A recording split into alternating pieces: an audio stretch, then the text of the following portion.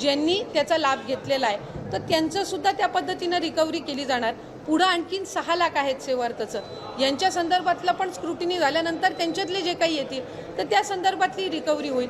कुठलंही अनियमितता ह्याच्यामध्ये राहता कामा नये, कुठल्याही चुकीच्या व्यक्तीला याच्यामध्ये लाभ जाता कामा नये, या संदर्भातली ही प्रोसिजर आहे।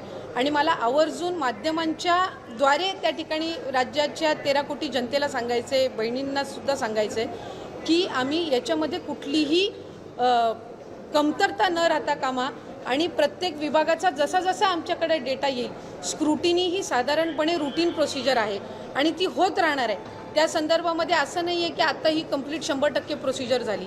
जसं मी म्हटलं की आता आम्हाला IT विभागाने डेटा दिला आहे, थोड्या दिवसांनी आमच्याकडे केंद्राचा इन्कम टॅक्सचा डेटा येईल, त्याच्यानंतर परिवहन विभागाचा काही डेटा येईल। तर जसं जसं त्यांचा डेटा येत राहील, अन्न व नागरी पुरवठाचा, रेशन कार्डचा